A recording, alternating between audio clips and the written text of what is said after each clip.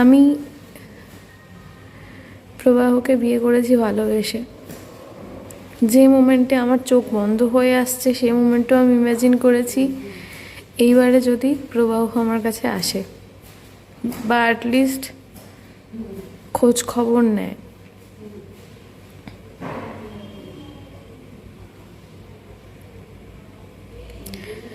মানুষ তো বিয়ে করে ভাঙার জন্য নয়। আর হ্যাঁ, অনেকে আছে যে লাইক সমস্যা হচ্ছে, মানাতে পারছি না, নেক্সট স্টেপ কি ডিভোর্স, চলো নিয়ে নিই ডিভোর্স। বাট আমার মাথায় কখনো এটা আসেইনি।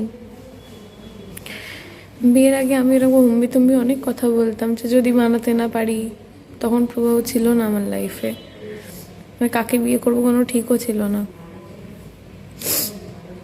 যদি বানাতে না পারি ছেড়ে দেবো, থাকবো না। কিন্তু সেটা আমি পারিনি। ডিসেম্বরে আমাদের বিয়ে হয়। কাজের সূত্রে প্রবাহ 1 মাসের ওপর দিল্লি চলে গেছিল, পুরো জানুয়ারি ছিল না। ওই জানুয়ারি আমি মায়ের কাছেও যাইনি। আমার এক বোন আছে চন্দননগরে, ওকে আমি আমার ফ্ল্যাটে এনে রেখেছিলাম। ওইটুকু সময়ের মধ্যে আমি আমার পুরো ফ্ল্যাট গুছিয়ে তুলেছিলাম যে প্রবাহ এসে সারপ্রাইজ হবে যেটা কি ছিল, কি বানিয়েছি আমি লাস্ট যে লাইফটা করেছি, আমি কিন্তু লাইভে বলিনি যে প্রবাহ খারাপ, প্রবাহ বাজে, প্রবাহ অমুক, প্রবাহ তমুক। আমি একটা কথা বলিনি, জাস্ট প্রবাহ আমার কতটা ভালোবাসে আমি জানি না, বাট এইটুকু জানি ওর কাজ আর ওর মায়ের কথা, এই দুটো হচ্ছে ওর কাছে সব থেকে বেশি ইম্পর্টেন্ট। আমি এখনও লিখে দিচ্ছি, প্রবাহর সাথে আমার যত ঝামেলাই হয়ে যাক, এরমও হয়েছে বিয়ের আগে। আর এই নন্দিনী ভট্টাচার্য, আমি জানি না আপনি ম্যারিড কিনা, কাউকে কখনো ভালোবেসেছেন কিনা, আপনি ছেড়ে আসার কথাটা এত ইজিলি বললেন। আমার কাছে ছেড়ে আসাটা অপশান ছিল না। আমার মনে হয়েছিল আমি থাকতে পারবো, মানিয়ে নেব, একসাথে থাকবো, শেষ অবধি থাকবো, এটা আমার মনে হয়েছিল। প্রবাহ আমাকে কটা গিফট দিল, আমি প্রবাহকে কটা গিফট দিলাম, আমি এগুলো হিসাবই করিনি কখনো। আর ভিডিওতে দেখানো, নন্দিনী ভট্টাচার্য একটা কথা বললো না, হতে পারে ছেলেটা কিছু দিয়েছে সেটা ভিডিওর পিছনে, মেয়েটা দিয়েছে ভিডিওর সামনে, এরকম কখনো কিছু হয়নি। সবসময় যা সারপ্রাইজ প্ল্যান করার আমি করতাম, সেটা আমার আশেপাশে সব লোকজন জানতো, তাতে আমার কোনো দুঃখ নেই যে আমাকে সারপ্রাইজ দিত না। হ্যাঁ, আমি ওর সাথে ঝামেলা করতাম মাঝে মধ্যে যে একটা তো গোলাপ আনতে পারো, এইটুকু অবধি, এর থেকে বাড়াবাড়ি কোনোদিন কিছু করিনি আমি।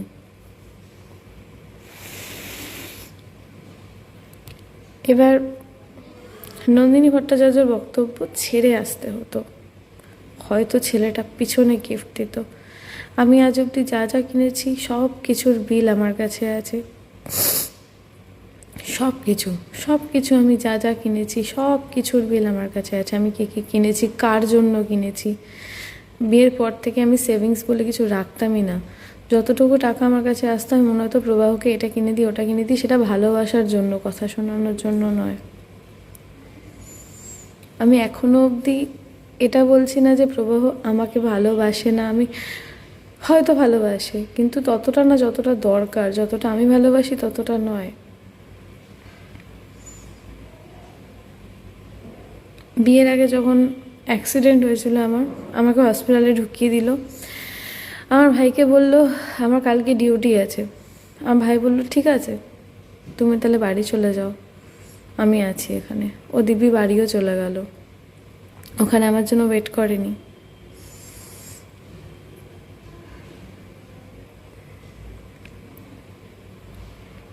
আমার এখন মেন যে কথাটা বলার সেটা হচ্ছে, এটা প্রবাহ এসে বলুক, সায়ককে নিয়ে প্রবাহর কোনো প্রবলেম ছিল না।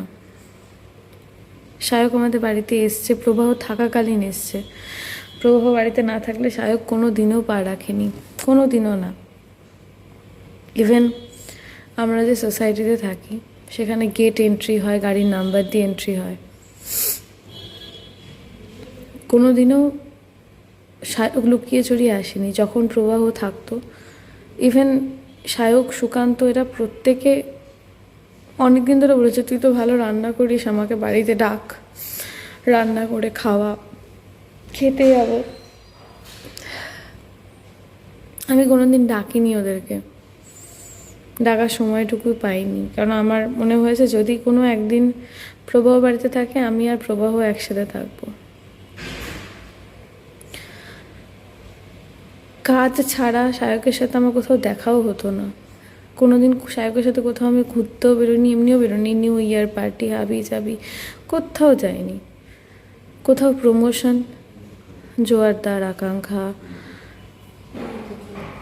কাজে যাচ্ছি, প্রমোশনে যাচ্ছি, সেক্ষেত্রে সায়কের সাথে দেখা হতো। ইভেন এরকমও হয়েছে প্রবাহ নিজেও আমাদের সাথে গেছে।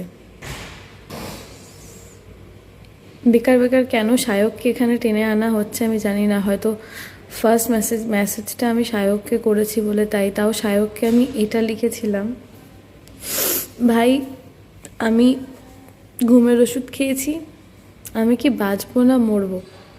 সায়ক বললো, আর ইউ ম্যাড? আমি বললাম, যদি মরে যাই, মরার আগে আমার কটা কথা বলার আছে, তুই কি শুনবি? ততক্ষণে সায়ক একে তাকে কল করে দিয়েছে। আমার অনেক কিছু বলার ছিল। সেই বলাগুলোর মধ্যে হচ্ছে, প্রবাহর সাথে আমার নর্মালি কোনোদিন কোনো ঝামেলা হয় না। যখন বা যে সময় প্রবাহ ওর মায়ের কথা শোনে, প্রবাহর আমার মা আমাকে যখন মেসেজ করে, বা আমার মা কেন, আমার যে কোনো বন্ধুবান্ধব যখন আমাকে মেসেজ করে, আমি কারুর মেসেজ এনক্রিপ্ট করে রাখি না। প্রবাহর ক্ষেত্রে শুধু ওর মায়ের মেসেজটা এনক্রিপ্ট থাকে। আমাকে সবাই বলেছে পাইলটদের ক্যারেক্টার ভালো হয় না, কিন্তু আমি একটা জায়গায় দাঁড়িয়ে বলেছিলাম, সবাইকে বলেছি যে ভগবানও যদি নেমে এসে আমাকে বলে যে প্রবাহর ক্যারেক্টার খারাপ, সেটা আমি মানব না। আমি সেই বিশ্বাসের জায়গাটাতে ছিলাম আমি। আর ইভেন প্রবাহও জানতো যে আমিও প্রবাহকে ছাড়া অন্য কোনো ছেলের দিকে তাকানো তো দূর, কথা পর্যন্ত বলি না। প্রবাহ যথেষ্ট পজিটিভ ছিল আমাকে নিয়ে, আমার সেটা ভালো লাগতো। মানে কি, রাস্তা দিয়ে হেঁটে যাচ্ছি, একবারের জায়গায় দুবার কেউ ঘুরে তাকালে এক দুটো উত্তর দিয়ে দিত, সেটা আমার ভালো লাগতো। আমাদের মধ্যে কখনো কোনো সমস্যা, ওই একটাই সমস্যা, আমার মাকে ছাড়তে হবে। আমি লাস্ট ভিডিওতেও এটাই বলেছি, আমার মাকে ছাড়তে হবে। কেন না, কোনো কারণে ওর আমার মাকে পছন্দ না, আমার মা দেখতে ভালো না, আমার মা কথা বলতে পারে না, অনেক কিছু। তো এটা নিয়ে 7-8 মাস আগেও অনেক বড় ঝামেলা হয়।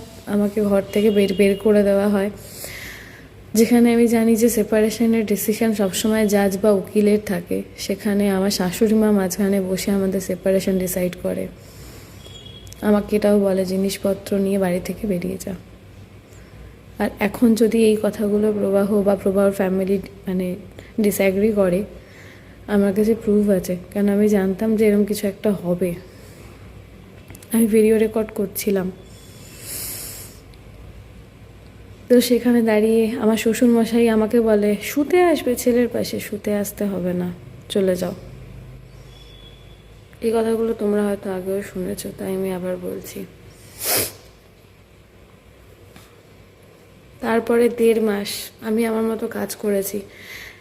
হ্যাঁ, হয়তো হাসতাম কম। আমার খুব ক্লোজ যারা, তারা বুঝতে পারতো, তারা বলতো কি হয়েছে। সবাইকে তো সব কিছু বলা যেত না, কিন্তু খুব ক্লোজ যারা, তারা জানতো যে আমি এখন, ইভেন তোমরা ভিডিও ভালো করে নোটিস করলে, এখন যারা রিসেন্টলি আমার খুদ ধরছো বা রিসেন্টলি আমাকে চিনে 2-4টে বাজে কমেন্ট করছো, তারা একটু ঘেটে অগস্ট মাস থেকে অক্টোবর অবধি কটা ভ্লগ আমার দেখলে বুঝতে পারবে আমি কন্টিনিউ মায়ের কাছে ছিলাম। এই কারণেই ছিলাম, আমাকে নিউ টাউনের ফ্ল্যাট থেকে বের করে দেওয়া হয়েছিল, কারণ ফ্ল্যাটটা নাকি প্রবাহর, সেটাও রেন্টেড। আর সেই রেন্টেড ফ্ল্যাটটা আমি নিজের হাতে গুছিয়েছি নিজের সংসারের মতো। কিছু নিয়ে আসতে দেয়নি আমাকে। তখন একদিন পরে ফোন করে আমার ভাইকে বলা হয়, সব জিনিসপত্র নিয়ে যা, এবার থেকে আমি থাকবো। এটা আমার শাশুড়ি মা বলে, এবার থেকে আমরা থাকবো, আমরা এখানে থেকে কাজ করব। আমার বিয়ের আগের বা বিয়ের পরের 3-4 মাস অবধি ভ্লগগুলো দেখো। হ্যাঁ, আমার এখন বিশাল বড় দোষ, আমি ভ্লগ করি, কিন্তু ভ্লগ করে আমি এটা তো দেখাই না যে দরজা বন্ধ করে স্বামীর সাথে কি করছি, এসব আমি দেখাই না। আমার ফ্যামিলি বন্ডিং দেখাই আমি, যেটা আমার মনে হয় পজিটিভিটি ছড়ায়। ফ্যামিলি বন্ডিং, যেটা আমি নিজে খুব চেয়ে এসেছি, যে আমার দুটো ফ্যামিলি আমার কাছে সমান। যেখানেই গেছি শাড়ি কিনলে 2 মায়ের জন্য সেম, বাবার জন্য। এখনও আমার কাছে আমার নিউ টাউনের ফ্ল্যাটে আমার শ্বশুরমশাইয়ের জন্য একটা পাঞ্জাবি পরে আছে, আমি বাবার জন্য কিনিনি। 10ই ডিসেম্বর আমার শ্বশুরের জন্মদিন, তার পাঞ্জাবি একটা কিনে আমি এখনও রেখে দিয়েছি, যেদিন যাব নিজের হাতে ধরে দেব। এখনও রাখা রয়েছে আমার ঘরে, মঞ্জুরি বুটিক থেকে কিনেছিলাম।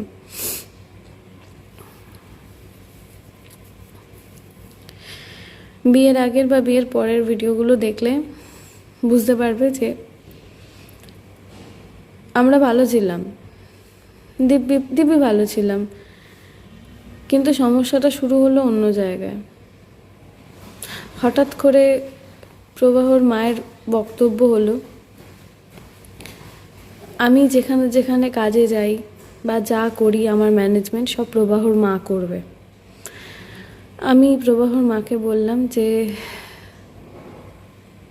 আমি তখন দাঁড়িয়ে আমি বললাম যে আমার শোতে সবাই চলো, আমার কোনো সমস্যা নেই, 2টো গাড়ি চলুক, আমরা 4জন 8জন সবাই যাই, কিন্তু আমার মা যে আমাকে এতদিন ম্যানেজ করে এসছে, মা যাবে সাথে। মাকে রিপ্লেস করে আমি কাউকে নিয়ে যাব না। সেটা পছন্দ হয়নি। প্রথম বেশ কিছু শোতে ওরাও গেছে, গাড়ি নিয়ে একসাথে সবাই গেছি, সেটা পছন্দ হয়নি। কেন? ওনাদের বক্তব্য সব টাকা পয়সা আমার ওদিকে চলে যাচ্ছে। আমার একটাই তখন বক্তব্য ছিল, আমি মেয়ে হয়েছি বলে কি আমার সব শেষ? আমার বাড়ির প্রতি দায়িত্ব কর্তব্য সব শেষ? আমি প্রবাহ এখনও আসুক, সামনে দাঁড়াক। প্রবাহকে আমি বলেছিলাম যে আমি এক্ষুনি বিয়ে করব না, বছর 2 টাইম নেব, আমার ভাইটা স্ট্যান্ড করুক, ভাই কিছুটা চাকরি করুক, যাতে আমার ঘাড়ে সেই চাপটা না থাকে, যাতে তোমরা বলতে না পারো যে সব ওদিকে চলে যাচ্ছে। আমি 2 বছর টাইম চেয়েছিলাম, কিন্তু প্রবাহর জেদ ছিল এই বছরই বিয়ে করবে, 2024-এ। আমি আর একটা কথা বলিনি, আমি রাজি হয়েছি। তাছাড়া প্রবাহ আমার বাড়িতে বসে আমার ভাইকে বলেছে, চিন্তা করছিস কেন? যেখানে তো দিদি আটকে যাবে সেখানে আমি আছি, আমি পড়াবো। কিন্তু আজ অবধি ভাইকে না একটা ফোন করে জিজ্ঞেস করেছে তোর কি লাগবে, কি হচ্ছে, কি সমস্যা, কোথায় সমস্যা, কোনোদিনও আমার ভাইকে জিজ্ঞাসাও করেনি। উল্টে দর্পণকে তো আমি নিজের ভাইয়ের মতো দেখি, দর্পণ আমার ভাইয়ের মতোই।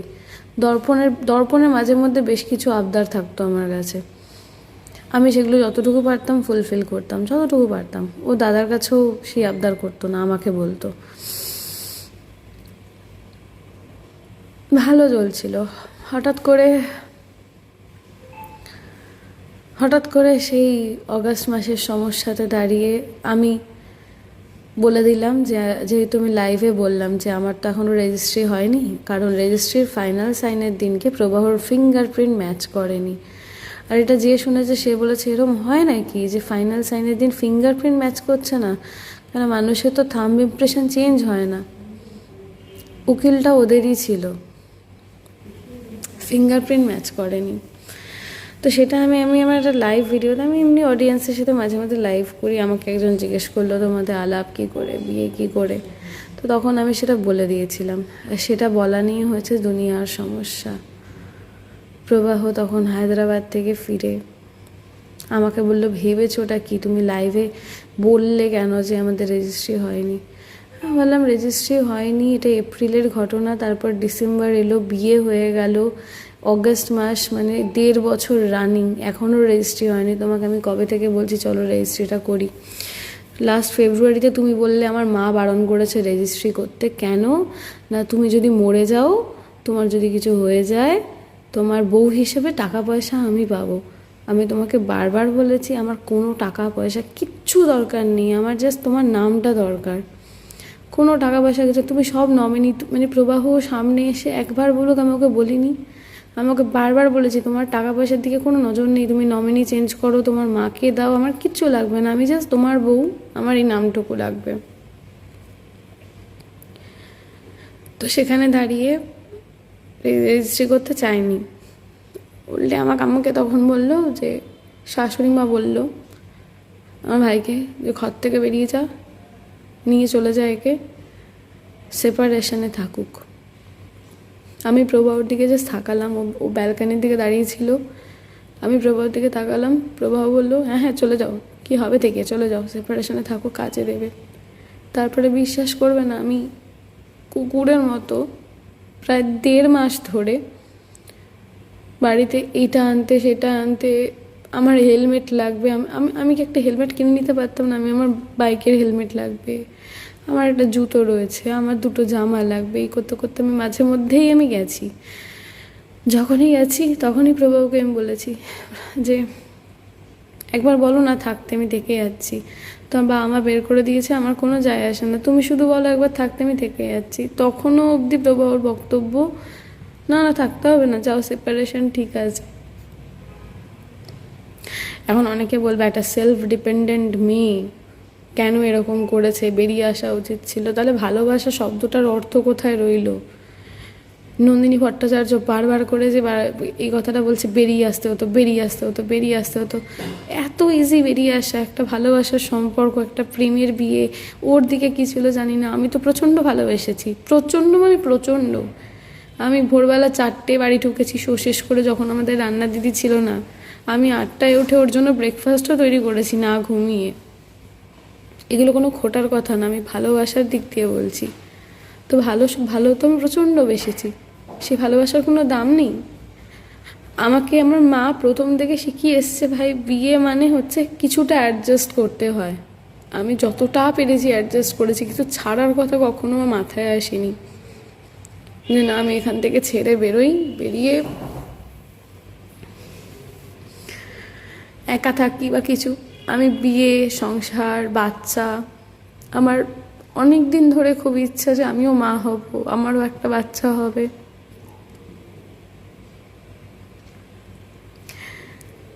প্রবাহকে আমি ছাড়তে চাইনি, বা এখনও ছাড়তে চাই না আমি প্রবাহকে।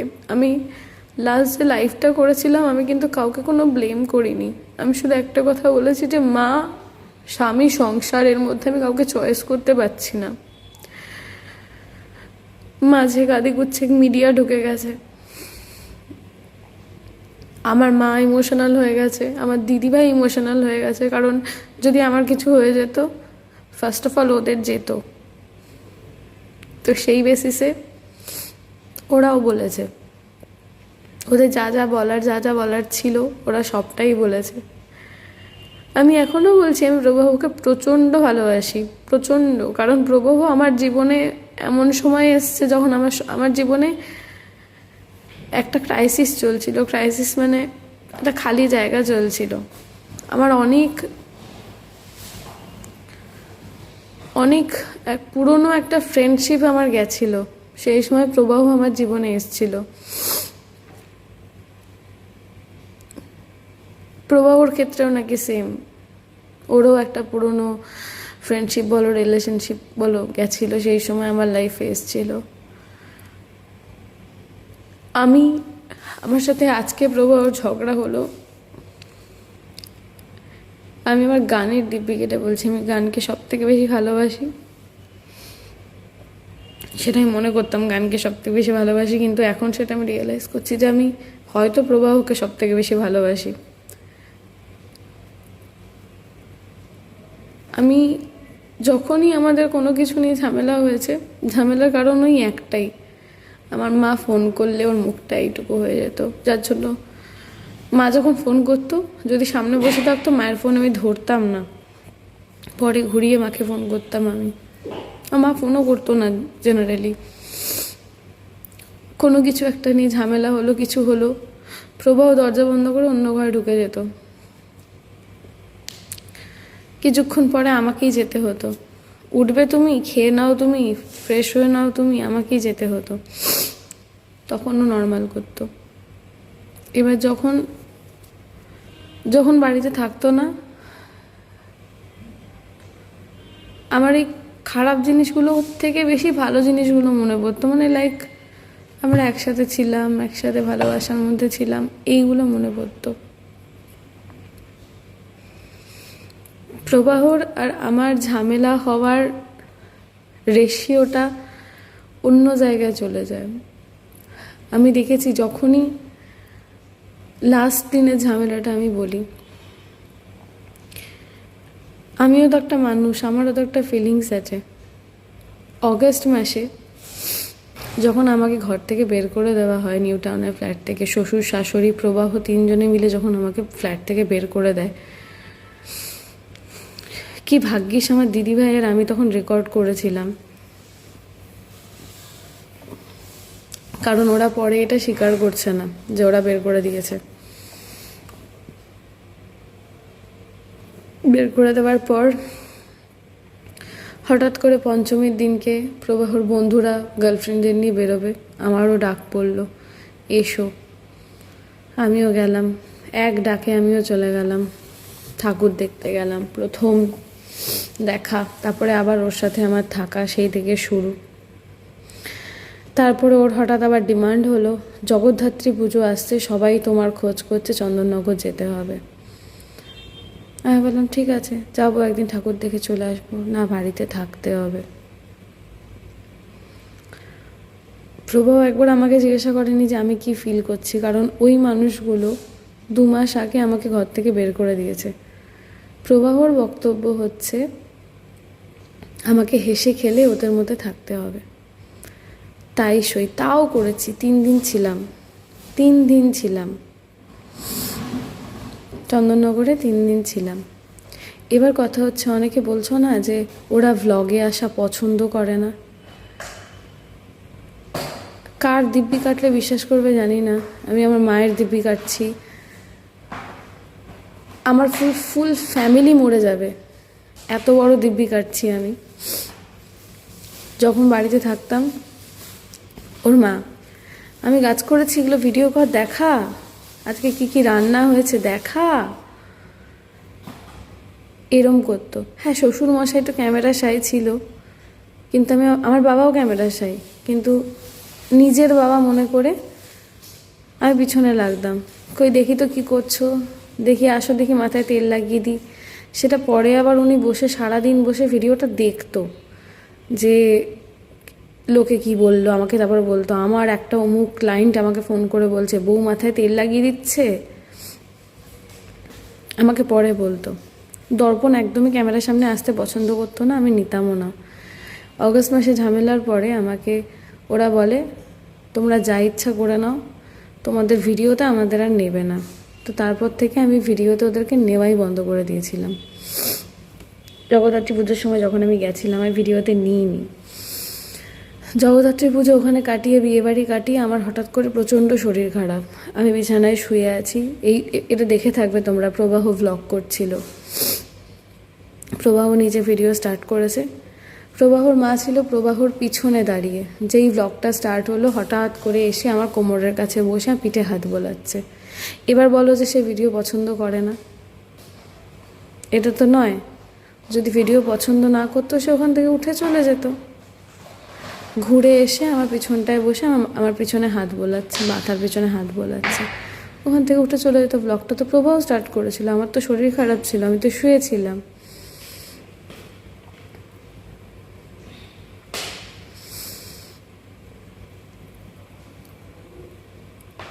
আমি প্রথম বিয়ের আগে আমি ভেবেছিলাম, যখন প্রবাহর সাথে বিয়ের আগে আমার কথা কাটাকাটি হতো, প্রবাহর মা বলতো যে প্রবাহর বাবাও নাকি এরম ছিল, বিয়ের পরে নাকি শান্ত হয়ে গেছে, বিয়েটা হোক, তোকে কাছে পাক, ঠিক হয়ে যাবে। বিয়ের আগে শ্বশুর শাশুড়ি, আমি মিথ্যে কথা বলবো না, প্রচণ্ড হেল্প করতো, প্রচণ্ড সাপোর্টিভ ছিল, যেমন বাবা মা করে। কিন্তু বিয়ের পরে সব ঘুরে গেছে। ওনারা মনে হয় ওনারা এক্সপেক্ট করেছিলেন যে আমি হয়তো পুরোপুরি আমার বাবা মাকে ছেড়ে দিতে পারবো, যেটা আজকে মানে আমি সব মেয়েদের কথা বলছি না, বাট বেশিরভাগ কিছু মেয়ে হয় না যে নিজের সংসার হয়েছে, ছাড়ো বাবা মা জলাঞ্জলি যাক। কিন্তু আমি তো সেটা পারিনি, আমি পারতে চাইও নি। আমি যার জন্য সময় নিয়েছিলাম, আমি বাড়ির মেয়ে আমি মনে করি না নিজেকে, আমি বাড়ির বড় ছেলে মনে করি। আর শুধু এটা না যে আমার বাড়ি, শুধু এটা নয়, আমার আমার আশেপাশে আরও বেশ কিছু ফ্যামিলি রয়েছে, আমার কিছু স্টুডেন্টের ফ্যামিলি রয়েছে যাদের দায়িত্ব আমি নিই, যাদের দায়িত্ব আমার ঘাড়ে। আমার কোনো মাসে ইনকাম কম হলে আমার মাথায় হাত পড়ে যায় যে আমি ওদেরকে কী দেব। তো আমি আমার মা বাবাকে ছাড়তে পারিনি, আমি মাকে ছাড়তে পারিনি। ওরা আমার মাকে পছন্দ করে না বলে, আমার মাকে বন্ধ করতে হবে। বিয়ের আগে অবধি একটা এরম জায়গা ছিল যে আমরা একসাথে সবাই মিলে, বিয়ের আগে বিয়ের পরেও একসাথে ঘুরতে যেতাম। একবার দার্জিলিং প্রবাহর মায়ের পৈতৃক সম্পত্তি থেকে সবাই তাকে বঞ্চিত করেছিল, দেয়নি কেউ কিছু তাকে।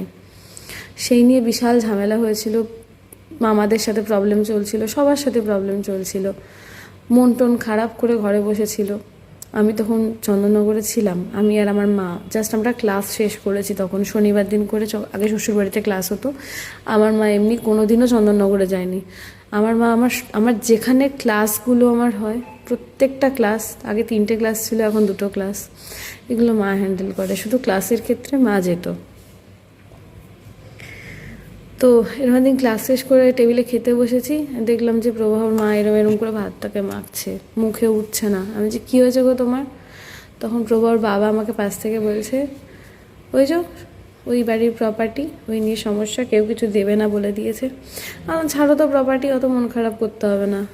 আমি 3টে টিকিট কাটছি, তোমার ছেলেও পরশুদিন থাকবে না, হায়দ্রাবাদ না ব্যাঙ্গালোর যাবে, আমরা 3জনে চলো দার্জিলিং ঘুরে আসি, আমার কোনো কাজ নেই।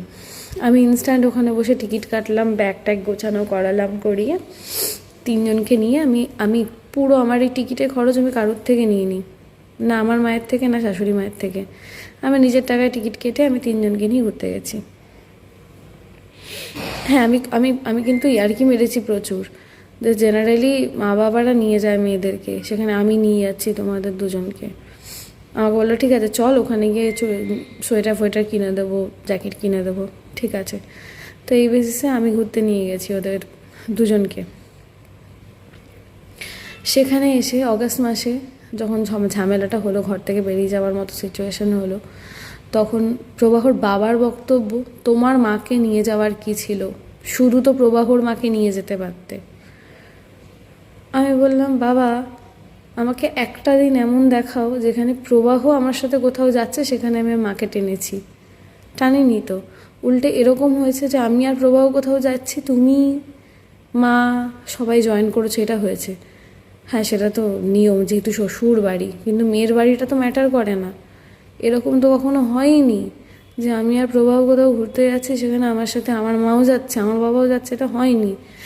এই দার্জিলিংয়ের ট্রিপটাতে যদি আমি আর প্রবাহ যেতাম, আমি কাউকে বলতাম না চলো, কারণ আমি আর প্রবাহ গেছিলামও দার্জিলিং পরে, 2জনেই গেছি, কেউ যায়নি আমাদের সাথে। মায়ের মন খারাপ ছিল প্রপার্টি নিয়ে, হাবিজাবি নিয়ে, সেখানে আমার মনে হয়েছে আমি 2 মাকে নিয়ে আমরা 3টে মহিলাই শুধু ঘুরতে যাব, আমি গেছি।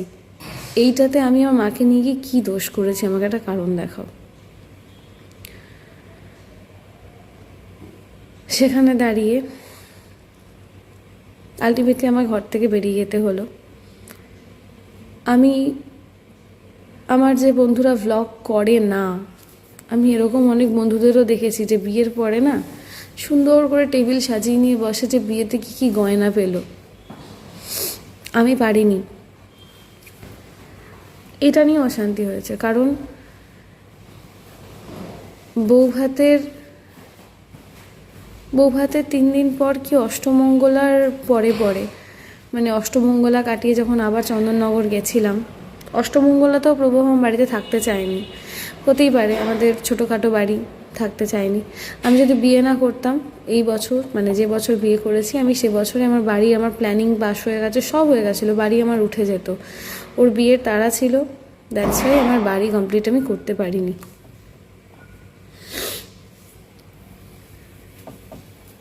আমারও খুব ইচ্ছে ছিল যে আমি কী কী গয়না পেয়েছি, কী কী গয়না পরেছি, আমি সব দেখাবো।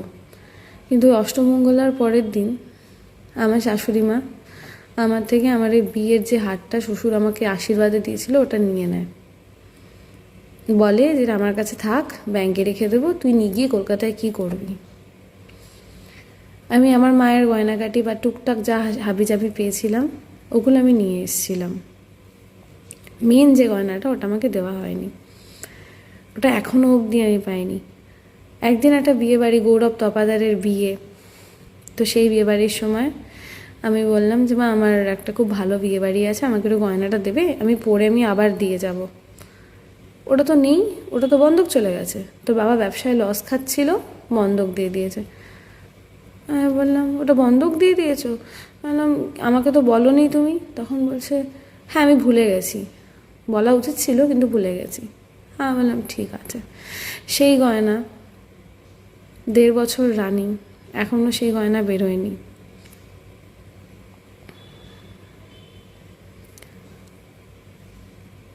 আমি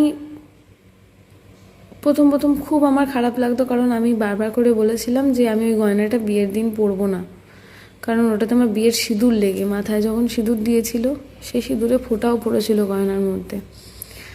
আমি প্রথমে বলেছিলাম যে আমি গয়নাটা বিয়ের দিন পরবো না, যখন যেদিনকে বউ বাড়িতে যায় তোমরা বরণ করে আমাকে গয়নাটা পরিও, তোমরা যদি বিয়ের দিনকে আমাকে আশীর্বাদ করো, হাতের যে চূড় বানিয়েছিলে চূড় দিয়ে আশীর্বাদ করো, ওই হারটা আমি পরবো না। ওনারা জোর করে নিজেদের জেদের বসে সবাই দেখবে যে শ্বশুর আমাকে একটা ভালো গয়না দিয়েছে, সেই বেসিসে আমাকে গয়নাটা তখন পরায়। আমি লিটারালি কেঁদেছি এই বেসিসে যে ওই গয়নাটার মধ্যে আমার সিঁদুর লেগেছিল, সেটা এখন ব্যাংকে পড়ে। নট অনলি দ্যাট, অশান্তির আরও কারণ, বিয়েতে টুকটাক হাবিজাবি প্রচুর সোনার জিনিস পাওয়া যায় যেগুলো পরা যায় না, পরতে গেলে ভেঙে যায়, এরকম প্রচুর গয়না পেয়েছিলাম আমি। আমার শাশুড়ি মাকে বলেছিলাম যে এই গয়নাগুলো আমি পরতে পারছি না, এগুলোকে ভেঙে আমি একসাথে এক জায়গায় এনে একটা সলিড কিছু বানাবো। তখন বলেছিল হ্যাঁ। আমার বিয়ের আগে আমার একটা, যেখানে আমি থাকতাম হরিণাবিতে রাজপুরে, ওখানে আমার একটা দোকান আছে, আমি ওই দোকান থেকে মানে আমার বিয়ের জিনিসপত্র সব আমি ওখান থেকে বানাই, ওখানে মান্থলি খাতা করা, টাকা দেওয়া। তো আমার মান্থলি খাতাতে বোধহয় 40-50 হাজার টাকা এরকম কিছু একটা জমা ছিল, আর আমি ওই গয়নাগুলো নিয়ে গেছিলাম ওখান থেকে, ওরকম 1 লাখ 1.5 লাখ সামথিং হয়েছিল। তো আমি সব ভেঙে চুরে আরও 1-1.5 লাখ টাকা দিয়ে আমি একটা ভালো হার বানিয়েছিলাম। আমাকে ফোন করে লিটারালি ওর মা বলল কাণ্ডজ্ঞান নেই, বিয়ের 1 বছরের মধ্যে গয়না সব বিক্রি করে দিলি, দিয়ে এই করলি ওই করলি। আমি বললাম আমি বিক্রি করিনি, তোমাকে তো বলেছিলাম আমি পড়তে পারছি না, কিছু তো পড়তে হবে, যেটাই পড়তে যাচ্ছি সেটাই বেঁকে যাচ্ছে, ভেঙে যাচ্ছে, ভেঙে হাতে চলে আসছে, রাস্তার মাঝখানে খুলে ভেঙে পড়ে যাচ্ছে। আমি ওগুলো দিয়ে আরও টাকা পয়সা দিয়ে শক্ত সামর্থ্য একটা জিনিস বানিয়েছি, এটা সব মেয়েরা করে, একটা শক্ত সামর্থ্য জিনিস বানিয়েছি। না বিয়ের 1 বছরের মধ্যে আনলাম। তুমি বিয়ের 1 বছরের মধ্যে যে বলছো, তাহলে তো বিয়ের 1 বছরের মধ্যে আমার বিয়েতে তুমি যে হারটা আমাকে দিলে, যার মধ্যে এখনও আমার সিঁদুর লেগে, সেটাও তো তুমি ব্যাংকে দিয়ে দিয়েছো, বন্ধক দিয়ে দিয়েছো, তো সেটা বিয়ের 1 বছরের মধ্যে নয়। আমার একটা পাতি, আমি টিকলিটা সোনার পরিনি, একটা পাতি টিকলি পরেছিলাম, ওই টিকলিটাতে সিঁদুর লেগে বলে আমি এখনও টিকলিটা টোপলায় করে আমি লকারে রেখে দিয়েছি। আমি হচ্ছে টিপিক্যাল বাঙালি একটা মেয়ে, আমার কাছে প্রত্যেকটা ইমোশনের দাম আছে। ছেড়ে আসছি, সম্পর্ক ভাঙতে চাইছি বলে বেরিয়ে আসতে পারি না আমি। যদি বেরিয়ে আসতে পারতাম, যেদিনকে ফার্স্ট আমার মাকে ছোটো বড় কথা বলেছিল সেদিনকেই বেরিয়ে আসতাম। আমি ভেবেছিলাম এই ছেলেটাকে আমি, প্রবাহ আমার সাথে থাকতে থাকতে হয়তো চেঞ্জ হয়ে যাবে, আর হ্যাঁ অনেকটা চেঞ্জ হয়েছে। সমস্যাটা অন্য জায়গায় হয়ে যায় যখন প্রবাহ আমাকে একটু বেশি ভালোবাসে, আমাকে একটু বেশি প্রায়োরিটি দেয়, আমার কথাগুলো একটু শোনে। আমি জানি না ওর মা না কে, ও কান ভরে, তখন ঝামেলা শুরু হয়ে যায়, প্রচণ্ড ঝামেলা শুরু হয়ে যায়। লাস্ট দিনের ঝামেলাটা আমি বলছি। আমি চন্দননগরে ক্লাস করাতে যাই, বিয়ের আগে আমার চন্দননগরে শ্বশুরবাড়িতে ক্লাস হতো, বিয়ের পর অবধিও হয়ে যায় শ্বশুরবাড়িতে ক্লাস। আমার সব স্টুডেন্টরা আমাকে কমপ্লেন করতো, আমার নিচে যে জেঠি শাশুড়ি থাকে তারা নাকি আমার স্টুডেন্টদের জুতোর মধ্যে নাকি জল ঢেলে দিত। জাস্ট আ সেকেন্ড।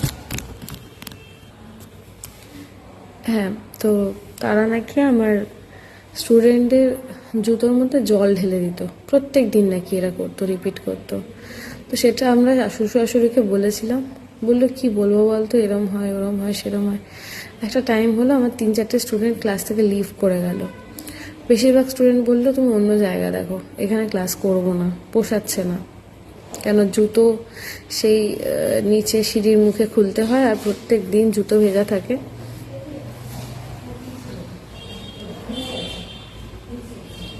প্রত্যেক দিন জুতো ভেজা থাকে, তো এখানে ক্লাস করব না, তুমি অন্য কোথাও ক্লাস করাও। তার মধ্যে অগাস্টের এই ঝামেলা হয়ে যায়। 1.5 মাস যখন ছিলাম না বাড়িতে, তো ওই 1.5 মাসের মধ্যে আমার ক্লাসের লোকেশন চেঞ্জ করে আমি একটা স্টুডেন্টের বাড়িতে করি, যেটা ফার্স্ট শুরু হয় হচ্ছে চুঁচুড়াতে, চুঁচুড়া স্টেশনের কাছে। ওইটাও আবার মানে স্টেশন থেকে একটু দূরে। তো সেখানেও আবার সমস্যা হয় কি, অনেকে যাতায়াতের প্রবলেম হয়।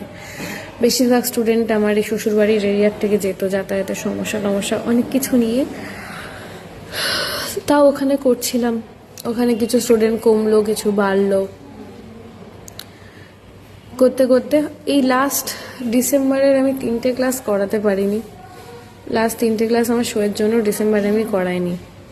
জানুয়ারির ফার্স্ট ক্লাসটা আমার আবার লোকেশন চেঞ্জ হয়ে যায়, হয়ে যে লোকেশনটা হয় সেটা হয় আমার শ্বশুরবাড়ি থেকে 5-7 মিনিটের ডিস্টেন্সে। তো আমি রাস্তার উপরে জেনারেলি গাড়ি রেখে, আর আমার যদি মনের মধ্যে কোনো চোর থাকতো আমি গাড়ি অন্য কোথাও লুকিয়ে রাখতাম, আমি রাস্তার উপর গাড়ি রেখে ওদের বাড়িতে ক্লাস করিয়েছি। তো এর আগেও একবার ওদের বাড়িতে ক্লাস করানো হয়েছে, কারণ চুঁচুড়াতে যেখানে ক্লাস করাই সেবারও সেখানে কি রং টং হচ্ছিল বা পাড়ায় কাজ হচ্ছিল, গাড়ি ঢুকবে না সামথিং, এসব কারণের জন্য ওখানে আমি ক্লাস করিয়েছিলাম। তো ক্লাস করিয়েছি কোনো কারণে। এবার প্রবাহর সাথে লাস্ট 31স্টে আমি খুব তাড়াতাড়ি করে শেষ করে ফিরি প্রবাহর জন্য সেই সারপ্রাইজ নিয়ে। বাই দ্য ওয়ে, নামটা কি নন্দিনী ভট্টাচার্য নাকি, উনি বললেন ঘুমের মধ্যে ভিডিও করেছে। এখন এই ইস্যুটা এরকম বড় হয়েছে বলে একটু ঘেটে দেখবেন, যারা না প্রপার, যারা ব্লগ টক করে তারা অনেক কিছুই করে। আর আমি ওকে ঘুম থেকে তুলে ওর জামা কাপড় খোলা ছবি আমি দিইনি, ও একটা সাইড পাশ ফিরে ঘুমাচ্ছিল, ওকে ডেকে বললাম তোমার জন্য একটা সারপ্রাইজ এনেছি, ওঠো। এগুলো বার্থডে সারপ্রাইজও হয়, এরকম করে লোকে সারপ্রাইজ দেয়, ইটস ভেরি নর্মাল থিং। আমি ওকে ডাকলাম, আমি ডেকে বললাম কি গো 12টা বাজবে, এবার একটু ওঠো, একটা জিনিস এনেছি। ও লিটারেলি আপসেট ছিল, কারণ আমার 10:30টায় ঢোকার কথা, সেখানে আমি 11:30টায় ঢুকেছি। আমার ডালহৌসি অ্যাথলেটিক ক্লাবের প্রোগ্রাম ছিল, সেখানে পুরো প্রোগ্রামটা লেট করে শুরু হয়েছে, সেটা আমার ফল্ট নয়। আমাদের শোয়ে ঢোকার টাইমিংয়ে ঠিক থাকে, বেরোনোর টাইমিং ঠিক থাকে না। আর এটা প্রবাহ জেনে বুঝে আমাকে বিয়ে করেছে। আমি ডাকলাম, একটু আপসেট ছিল, আমি বললাম তোমার জন্য দুটো গিফট এনেছি, একটু ওঠো। কোনো রকমের উঠলো, উঠে দেখে বলল ইমা ব্যাগটা তো ছোট হয়ে গেছে। আমি খুব এক্সাইটেড ছিলাম যে খুব খুশি হবে, মানে আমি যে টাকাটা 31স্টে পেয়েছি পুরো টাকাটা দিয়ে আমি শপিং করে নিয়ে চলে এসেছি। ইমা এটা তো ছোট হয়ে গেল। আমি ছোট হয়ে গেল, ঠিক আছে দেখছি যদি কালকে এক্সচেঞ্জ করা যায় করিয়ে আনবো। তারপর কোচের একটা বেল্ট, ওর অনেক দিনের ডিমান্ড ছিল, একটা কোচের বেল্ট নেবে, 24,000-25,000 টাকার দাম বেল্টটা, সেটাও নিয়ে এলাম। সেটা দেখে বললো এটা ভালো, এটা ঠিকঠাক, এটা চলবে। আমি বললাম ঠিক আছে, তোমাকে তো আমি ফোনে বলেই রেখেছিলাম যে 31স্টে বাড়িতে ফিরে আমি আর তুমি বেরোবো, চলো রেডি হও, একটু বেরিয়ে আসি, ঘুরে আসি। এখন বেরোবে? কোথায় যাবে? এখন কি দরকার বেরোনোর? না কিছু না, জাস্ট 10টা মিনিট 15টা মিনিটের জন্য গাড়িটা নিয়ে একটু ঘুরে চলে আসবো, চলো। কারণ কালকে তোমার স্ট্যান্ড বাই আছে, তোমার ডিউটি লেগে যেতেই পারে, আমি জানি 1 জানুয়ারি আর বেরোনো হবে না, চলো। কিছুতেই বেরোতে চাইলো না। লাস্টে মুখটা এমন করলো যেন বিশাল বড় একটা পড়েছে। লাস্টে অনেক কিছুর পরে গিয়ে লাস্টে আমাকে বলছে যে, আমি ওকে যখন বললাম না তোমাকে তো বলেই রেখেছিলাম, না তুমি 1 ঘন্টা লেটে এসছো। আনলাম 1 ঘন্টা লেটে শোতে যাওয়ার টাইমিং ঠিক থাকে, তাও 12টার আগে আমি কিভাবে গাড়ি চালিয়ে আমি এসছি এটা একমাত্র মধুমিতা জানে। মধুমিতা মানে আমার সাথে যে মেয়েটা থাকে, আমি কিভাবে গাড়ি চালিয়েছি যে তাড়াতাড়ি ঢুকতে হবে বাড়িতে। আমি বললাম চলো একটু চলো, 10-15 মিনিট ঘুরে চলে আসছি। ও বেরোলো না, এমনভাবে বললো চলো ঘুরে আসি, যেটা দেখে আমার আর বেরোতে ইচ্ছাও করলো না। আমি ছেড়ে দাও। তখন বললো আমি প্রমিস করছি কালকে তোমাকে, মানে 1 তারিখে দুপুরবেলা আমি তোমাকে লাঞ্চ করাতে নিয়ে যাব। আমি জানতাম এটাও হবে না, কারণ 1 তারিখে ও সারাদিন স্ট্যান্ড বাই ছিল, ডিউটি লাগাতেই পারে। 1 তারিখে 8:30টার সময় আমার ঘুম ভাঙছে কি না, ও নাকি ফোন মিস করে গেছে, রস্টারের কল আসছিল সেটাকে মিস করে গেছে। তো যেহেতু মিস করে গেছে, রস্টার নাকি ওকে চেন্নাইয়ে লে ওভার দিয়ে দিয়েছে, 3 দিনের জন্য না 2 দিনের জন্য লে ওভার, চেন্নাই চলে যাবে।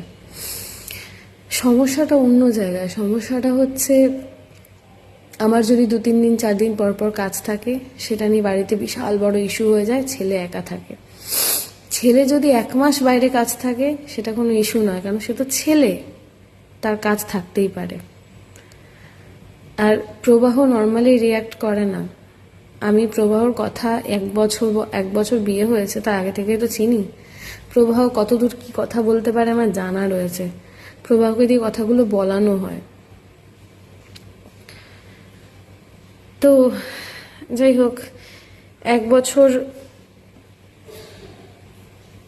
এই 1-1.5 বছরে আমাদের যখনই ঝামেলা হয়েছে, ঝামেলার কারণ একটা, আমার মা কিন্তু ওই অগাস্টের পর থেকে আমার মা আমার ফ্ল্যাটেই উঠতো না। খুব বেশি হলে পাপাইদা গিয়ে ব্যাগটা দিয়ে আসতো, মা নিচে গাড়িতে ওয়েট করতো, আমি রেডি হতাম, আমি নেমে চলে আসতাম। প্রবাহ কোনোদিন বলেনি যে মাকে উপরে ডাকো, বসুক, কোনো দিন না।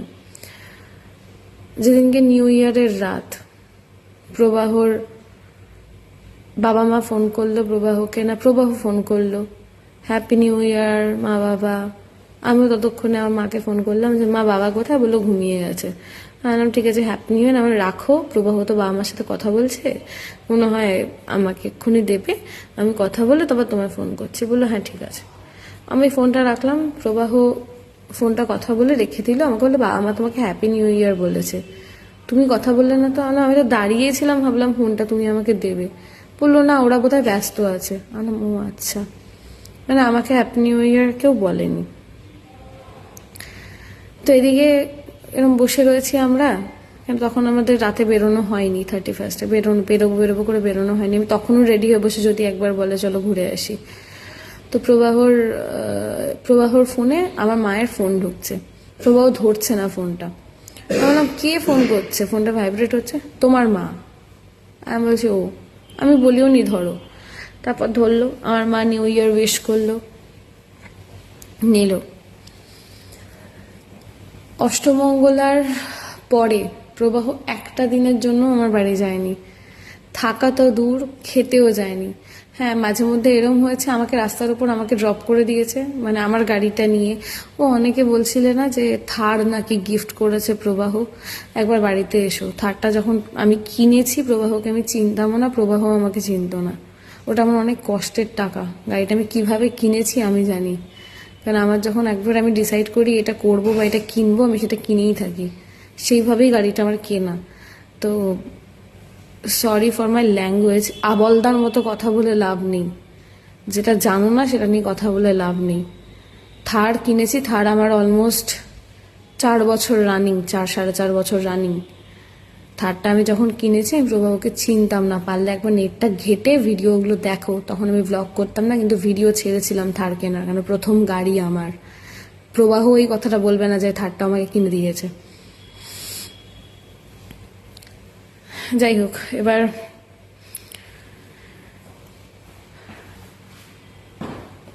কি বলছিলাম পুরো ভুলেই গেলাম। হ্যাঁ, তো এরকম অনেক সময় এরকম হয়েছে যে প্রবাহ গাড়ি নিয়ে গিয়ে, আমার গাড়িটাই চালাতো, গাড়িটা নিয়ে গিয়ে আমাকে রাস্তার ওপর, মানে আমাকে চালতালা নামিয়ে দিল। আমার বাবা ডাকলো এসো বাড়িতে, না গো তাড়া আছে আজকে যাব না, আমাকে নামিয়ে দিয়ে চলে যেত। কিন্তু প্রবাহর বক্তব্য, যেহেতু আমি বৌমা, আমি সামনে থেকে ঘুরে যেতে পারবো না, আমাকে বাড়ি যেতে হবে, সবার হাতে পা ধরে প্রণাম করতে হবে, সে আমার সাথে ধূর্ছাই ব্যবহার যে যাই করুক না কেন আমাকে মানে গলবস্ত্র হয়ে তাদের সাথে কথা বলতে হবে। আমি করেওছি, আমার মনটাকে মেরে দিয়ে আমি করেছি শুধু প্রবাহর সাথে থাকবো বলে। ওর মা বিয়ের আগে একটা কথা আমার কানে দিয়েছিল যে ছেলে এরকম থাকবে না, ছেলে ভালো ছেলে, আস্তে আস্তে ঠান্ডা হয়ে যাবে, এত মেজাজ থাকবে না। শুধু ওই একটা কথা মাথায় রেখেছিলাম যে ছেলে একদিন না একদিন ছেলে আমাকে বুঝবে, ঠান্ডা হয়ে যাবে। এই নন্দিনী ভট্টাচার্য বা এরকম টাইপের আর যারা কমেন্ট করছো, আমি জানি না তোমাদের জীবনে কখনো ভালোবাসা এসছে কিনা, তোমরা বিয়ে করেছো কিনা, সংসার আছে কিনা, বাচ্চা কাচ্চা আছে কিনা, কিন্তু আমি এরকম, আমি একটু টিপিক্যাল, আমি একটু ওল্ড স্কুল। আমি ভাঙতে ভালোবাসি না। যদি কোনো কাউকে ধরি তাহলে আমি সেটাকে ধরে রাখতে পছন্দ করি, তাতে আমাকে মরতে হয় মরে যাব, কিন্তু আমি সংসার ভাঙতে চাই না, মানুষটাকে আমি ছাড়তে চাই না। তো যে মোমেন্টে আমি আচ্ছা, ওর অনেকে দুঃখ যে মানুষটা বেঁচে গেল কি করে।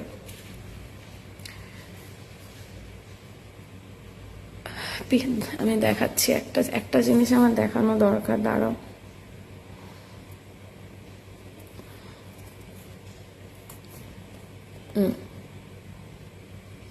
আচ্ছা, এতগুলো পিলস অ্যারেঞ্জ করলাম কি করে? আমি যেন মরবো করে কবে থেকে মানে ট্রায়াল দিচ্ছি, মানে ভাবছি। যে মোমেন্টে আমাকে ঘর থেকে বের করে দেওয়া হয়েছিল, প্রবাহ কোনো কথা বলেনি, প্রবাহ বলেছিল হ্যাঁ বেরিয়ে যাও। সেই মোমেন্টে আমার মনে হয়েছে আমার পৃথিবীটা ওখানে শেষ হয়ে গেছে, যে আমাকে বেরিয়ে যেতে বলা হয়েছে। তখন থেকে আমি টার্গেট করছি এবার মরবো। কিন্তু আমি না ওই 10 তলা থেকে ঝাঁপ দিলাম, 6 তলা থেকে ঝাঁপ দিলাম, গাড়ির সামনে এলাম, এরম ভাবে মরাটা আমি ভয় পাই, আমি অ্যাকচুয়ালি মরতে ভয় পাই।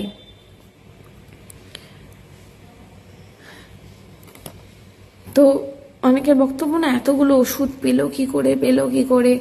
আমার কাছে প্রেসক্রিপশন ছিল, সেখানে 1 পাতা লেখা ছিল। এবার একটু মাথার বুদ্ধি কাজে লাগালে বুঝতে পারবে আমি এই দোকান সেই দোকান করে আমি ওষুধ কিনেছি। আমি এই হচ্ছে আমার ট্যাবলেটের পাতাগুলো, এটা আমি সায়ককে পাঠিয়েছিলাম। তো এখানে আমি গুনে বলছি, দাঁড়াও, 6, 7, 8, 9, 10, 11, 12, 13, 14, 15, 16, 17, 4 পাতা খেয়েছি, প্রত্যেকটা পাতায় 17টা করে ছিল।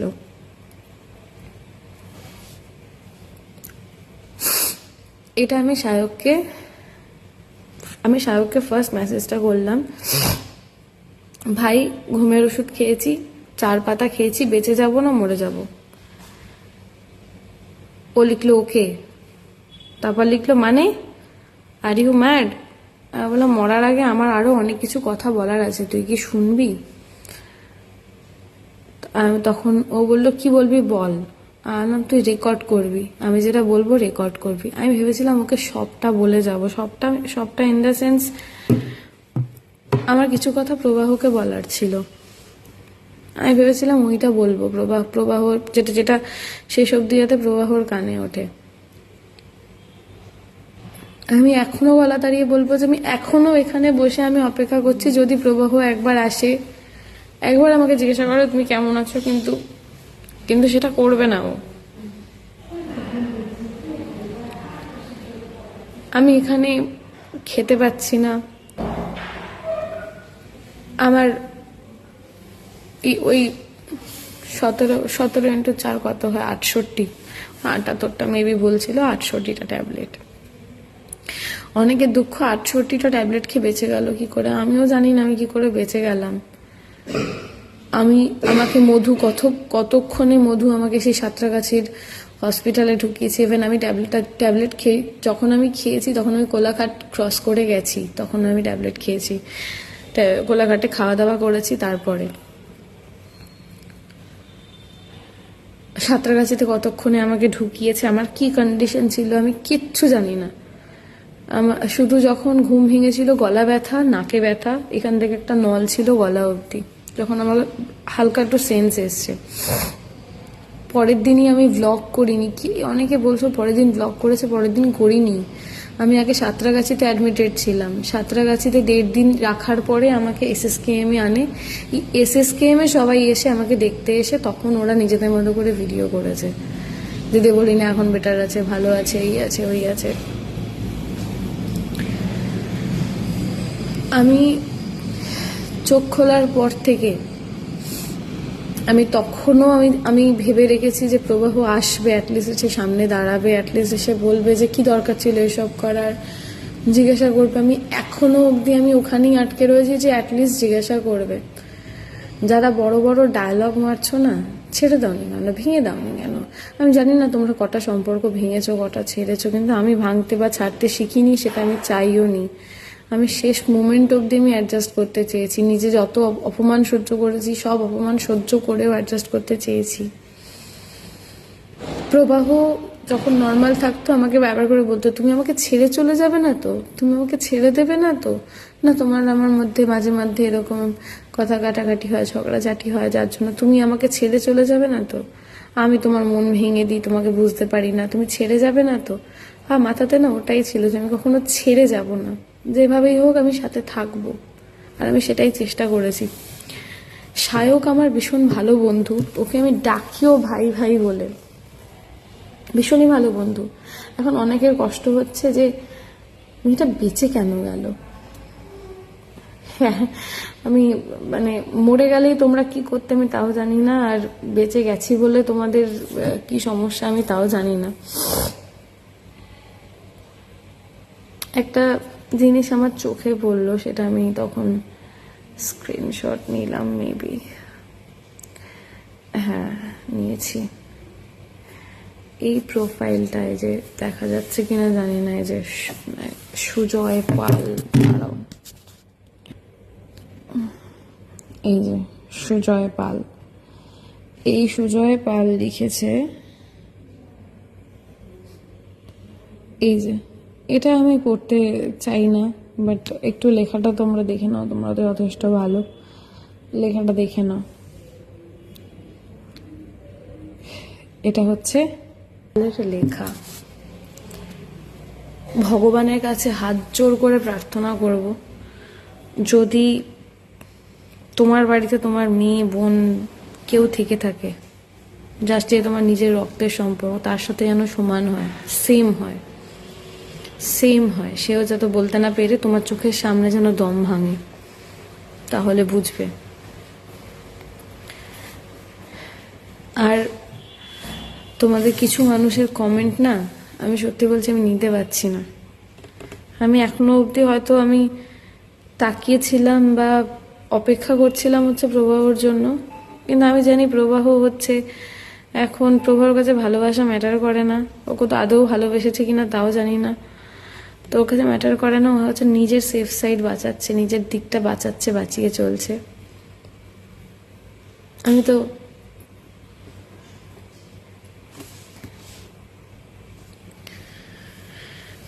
তারপরে সবাই সবাই বলছে যে আমরা কথা বলছি, মানে প্রবাহদা কথা বলছে না, প্রবাহদা খুব শিক্ষিত, প্রবাহদা এখানে কি বলবে আমি জানি না, আমি প্রবাহ এখানে কি বলবে বা কি বলা উচিত ওর আমি জানি না, বাট আমি তো এটুকু বলছি, আমি যতটুকু কথা বলছি আমি প্রুফ নিয়ে কথা বলছি।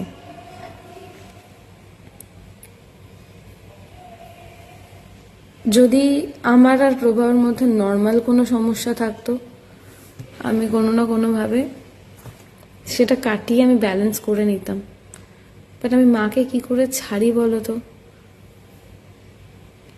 সবসময় ঘুরে ফিরে সে এক জায়গায় চলে আসে, মাকে ছেড়ে দাও। ও একবার আমাকে বলতো তুমি পৃথিবী ছেড়ে দাও, আমি তাও ছেড়ে দিতাম, কিন্তু মাকে ছেড়ে দাও।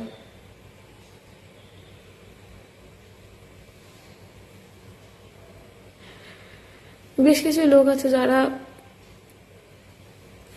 যখন সায়ককে টানছো না, আমারও ক্যারেক্টারটা তুলে কথা বলছো। আমি এটা প্রবাহ নিজেও বলবে, প্রবাহ কোনোদিন আমার ক্যারেক্টার নিয়ে ডাউট করেনি, আমিও কোনোদিন প্রবাহর ক্যারেক্টার নিয়ে ডাউট করিনি। তো সেখানে কিছু মানুষ আছো যারা আমার ক্যারেক্টার তুলে কথা বলছো, সায়ককে টানছো, জাস্ট হাত জোর করে রিকোয়েস্ট করছি সায়ককে এর মধ্যে ইনভলভ করো না।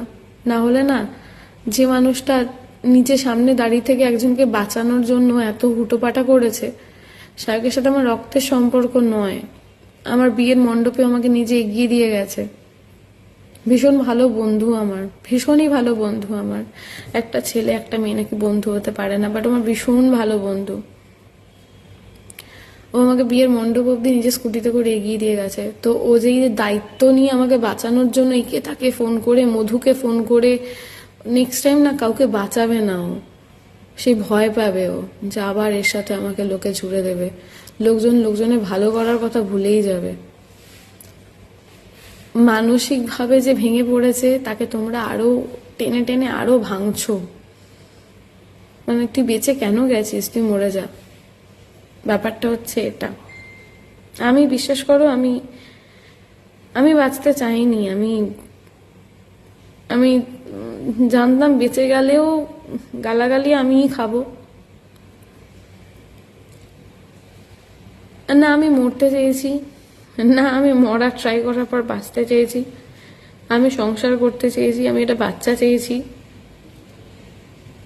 আমি সুস্থ একটা জীবন চেয়েছি, আমি রেজিস্ট্রি করতে চেয়েছি আমার বরের সাথে, আমি দুই ফ্যামিলিকে সমান প্রায়োরিটি নিয়ে থাকতে চেয়েছি। ছোটোর থেকে বড্ড বেশি সিনেমা দেখেছি আমি।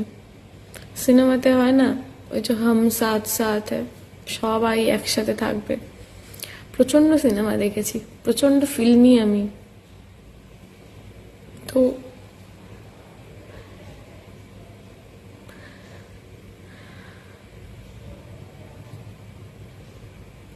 প্রবাহ,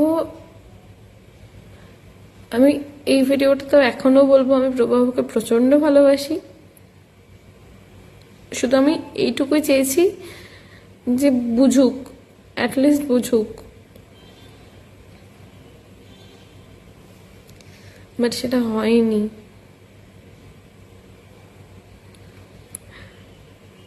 অনেকে আছো যারা,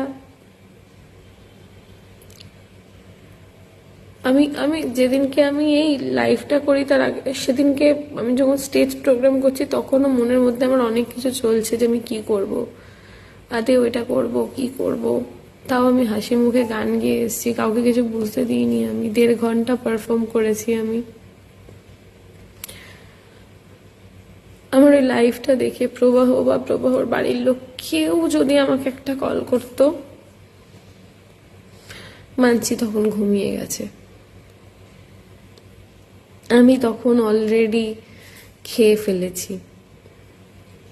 আমি মরাটা সলিউশন নয়, বাট আমার কাছে আর কোনো রাস্তা ছিল না।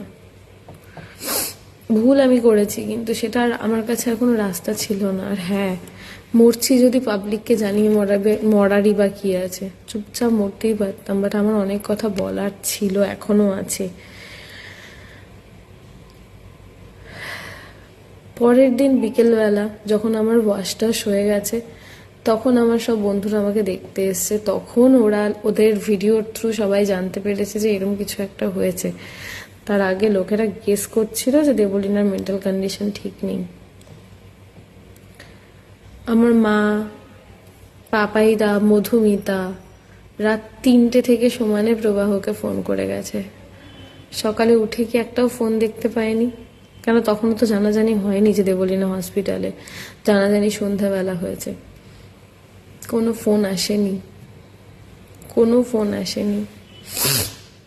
আমার যখন জ্ঞান এসছে আমি তখনও অতগুলো লোকের মাঝখানে, প্রচুর লোক মুখ লটকে লটকে সামনে দাঁড়িয়ে আছে, অত লোকের মাঝখানে আমি প্রবাহর মুখটা খুঁজছিলাম যে প্রবাহ এসছে কিনা। প্রবাহ আসেনি।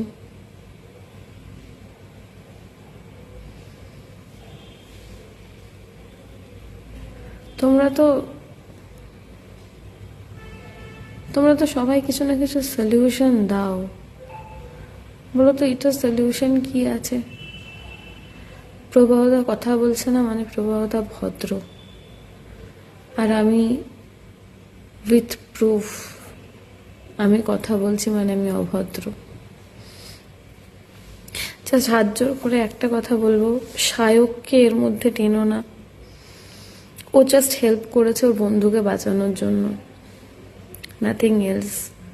সায়ককে এর মধ্যে টেনো না। আর যে বা যারা বলছো সম্পর্ক ভেঙে যাওয়া উচিত, ভেঙে দেওয়া উচিত ছিল, এই সেই হবে যাবে, আমি জানি না তোমরা কটা সম্পর্ক ভেঙেছো, বাট আমি সম্পর্ক ভাঙতে শিখিনি। আমি শেষ অবধি টানার চেষ্টা করেছি, এখনো করছি, কারণ আমি ভালোবাসি, আমি ভালোবেসেছি। আমি বিয়ে মানুষ ভালোবেসেই করে, ধুমধাম উট কটা রাস্তার লোককে ধরে মানুষ বিয়ে করে না।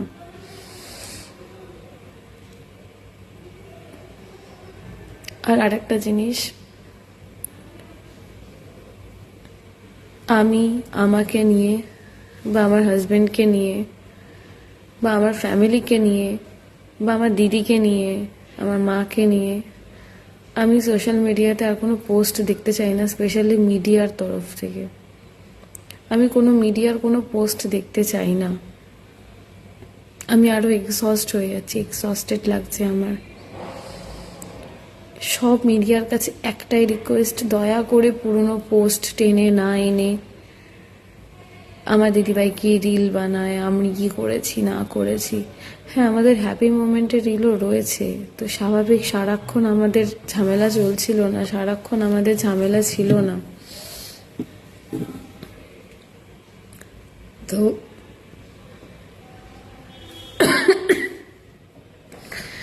সারাক্ষণ আমাদের ঝামেলা ছিল না, সারাক্ষণ আমাদের ঝামেলা চলছিল না।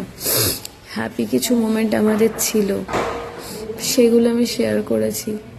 হ্যাঁ, এখন আমার যদি নেগেটিভিটি আমার শেয়ার করার থাকতো, করতাম, আমি ঝামেলাতে আমিও ছিলাম। কিন্তু তোমরা অনেকে নোটিস করবে আমি রোজ ব্লগ করতাম না, আমার 1 সপ্তাহ 5 দিন 6 দিন ব্লগ হতো না, কারণ সেই সময় আমি আপসেট থাকতাম, সেগুলো আমি শেয়ার করতাম না। মাঝে 2-4টে ভিডিও আমি এরমও করেছিলাম যে বাড়িতে একা বসে আছি, মায়ের সাথে কথা বলতে পারছি না, কারণ 2-3 মাস মায়ের সাথে আমার সম্পর্ক জাস্ট কথা বলা বন্ধ করে দিয়েছিল, সবাই মিলে কথা বলতাম না মায়ের সাথে। বিয়ের আগে যদি আমার কাছে এরকম কোনো ক্লজ আসতো যে বিয়ে করছো মানে বাপের বাড়ি ছাড়তে হবে, হয়তো আমি বিয়েটা করতাম না। কিন্তু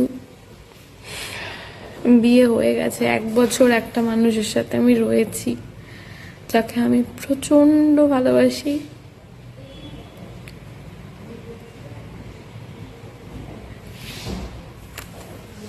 এটা আমি কাউকে বোঝাতেই পারছি না।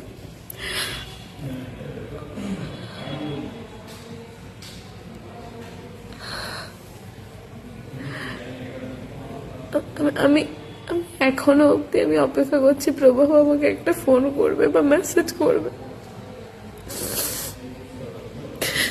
কিচ্ছু আসছে না, কিচ্ছু করেনি। উল্টে লোকজন বলছে সব নাকি নাটক, অ্যালিমনি ক্লেম। আমার কোনো অ্যালিমনি লাগবে না, আমি কোনো টাকা পয়সা আমার কিচ্ছু লাগবে না। আমি প্রথম থেকে প্রভাবকে বলেছি আমার কোনো টাকা পয়সা লাগবে না, তুমি তোমার সব যা আছে সব তুমি তোমার মাকে দিয়ে দাও, তোমার বাড়ির লোককে দিয়ে দাও, তোমার ভাই আছে তাকে দিয়ে দাও। আমি শুধু প্রভাবের সাথে থাকতে চেয়েছি, প্রভাবের মতো করে।